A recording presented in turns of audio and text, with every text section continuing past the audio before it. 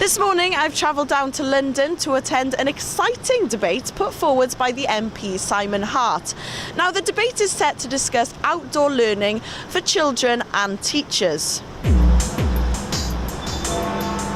So with only half an hour to go before the debate starts, I better go and find my seat.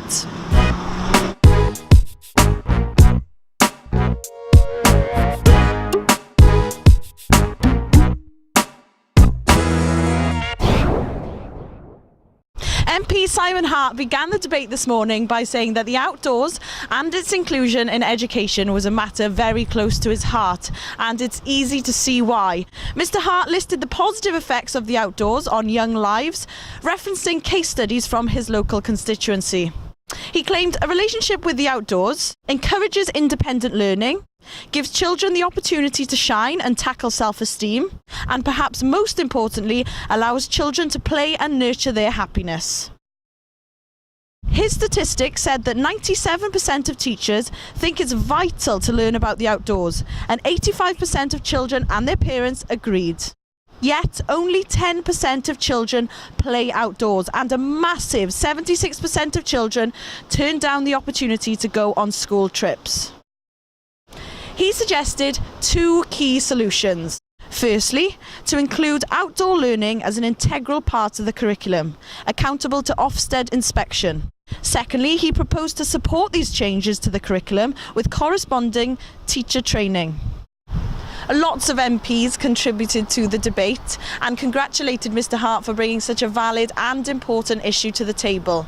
Some of the key questions put to the chamber included: what are the financial implications in recession? Are we already putting enough pressure on teachers? Is this a local education authority matter? Welsh MPs also championed the work of the National Assembly for leading the way with regards to this matter, with the introduction of the foundation phase at Key Stage 1, seeing 50% of lessons being taught outside the classroom with inspiring results. I managed to catch up with Mr. Simon Hart after the debate. I thought it went quite well. It was well attended for a Westminster Hall debate, a lot of interest, a lot of common ground too. It's interesting between the parties. We had representations from Wales, Northern Ireland, we had Labour, Conservative, Liberal Democrat, all largely saying the same thing. So that was, and my task today, my aim today was to get the debate rolling, get a bit of momentum behind it and get the government just thinking about this, not as a cost, but as an investment. It improves everybody's quality of life. It improves health, it improves education, it improves community spirit, it lifts children who perhaps not performing in normal classrooms conditions to a new level. It gives them aspiration, and teachers sometimes are a bit cynical about it, also find that it suddenly improves the morale and output of their kids. I mean, it's literally a case of everybody being a winner. As ever, one of the things it can do is it can break down barriers. It can make it easier for teachers to train properly so that they can undertake outdoor activity. It can take away some of the sort of ridiculous health and safety sort of burdens and so which have been strangling outdoor trips. It can make it can formalise outdoor learning as an essential part of the curriculum. It can do things just to take it from the moment. It's a bit of an aspiration for a lot of people. Everybody thinks it's a good idea, but when it actually comes to do it, it becomes more difficult. So it's breaking down those barriers so that it becomes accessible to everybody, and government can do that. The most important thing being, as I say, that for the taxpayer, this will save millions and millions and millions of pounds, because we get more and more kids to get more and more self-confident, to get more and more out of education. They will end up contributing more positively to society, and if we can do that, even in a tiny way, today will have been worth it. Well, hopefully we'll have a meeting with the Secretary of State sometime in the new year with all of the interest groups who contributed to today's debate.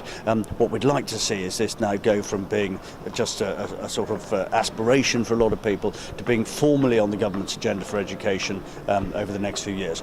This was step one of probably hundreds of steps which we will have to take, but we had to start somewhere. My point to the Minister today was, you know, if it works in Wales, why can't it work in the rest of the UK? And I'm hoping the Minister was sort of sympathetic to that view, but time will tell.